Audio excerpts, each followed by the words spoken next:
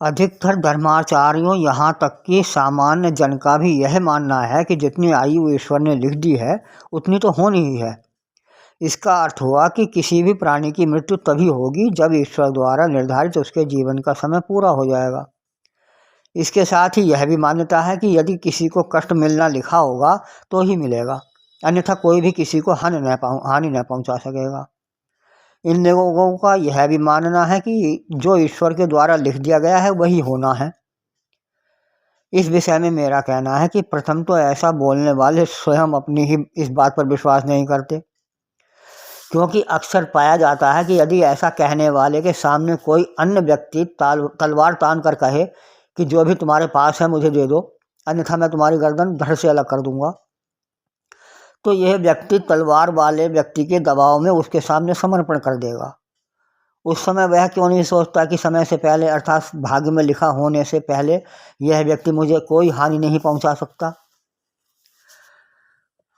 हमने देखा है, सभी ने देखा होगा कि जो व्यक्ति इन बातों पर विश्वास करता है कि जब जितनी आयु लिखी होगी उतनी ही होगी, जो लिखा होगा वही होगा, चोट लगने लिखा होगा तभी चोट लगेगी, ऐसे व्यक्ति भी जब सड़क पार करने वाले होते हैं तो उससे पहले सड़क की दोनों दिशाओं को भली भांति कई बार भी देखते हैं, तब वो सड़क पार करते हैं।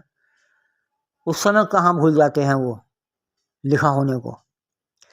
इससे सिद्ध होता है कि उपरोक्त उदाहरणों से पीड़ित व्यक्ति को अर्थात आयु निर्धारण के पक्ष में तर्क देने वाले व्यक्ति को स्वयं ही आयु निर्धारण पर विश्वास नहीं है। यदि वह पीड़ित व्यक्ति सामान्य बुद्धि का है तो बेचारा ईश्वर द्वारा आयु निर्धारण की बात इसलिए कहता है क्योंकि धर्माचार्यों द्वारा उसे ऐसा बताया गया है। वह अपनी बुद्धि से काम लेता ही नहीं है।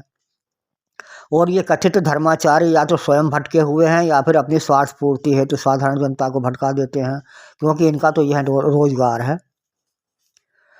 ईश्वर अथवा प्रकृति ने यदि आयु निर्धारित की है तो सभी प्राणियों की नहीं बल्कि विभिन्न योगियों की अलग अलग आयु निर्धारित की है। जैसे मानव की आयु लगभग इतने काल की, बैल की आयु इतने काल की, कछुए की आयु इतने काल की, इस तरह से सभी प्राणियों की अलग अलग। ये आयु प्रत्येक प्राणी के स्वास्थ्य पर भी निर्भर करती है। स्वास्थ्य का अर्थ केवल शरीर की आंतरिक बीमारी से बचाव नहीं है, अपितु बाह्य कारणों से भी बचाव है। बाह्य कारणों में किसी बाहरी अन्य प्राणी द्वारा हानि पहुंचाना, मौसम का दुष्प्रभाव, अकस्मात दुर्घटना, प्राकृतिक आपदा आदि आते हैं। कुछ व्यक्तियों का प्रश्न होता है कि यदि एक दुर्घटना या प्राकृतिक आपदा में कुछ लोगों की जान चली जाती है और कुछ सकुशल बच जाते हैं, ऐसा क्यों है? ऐसा क्यों?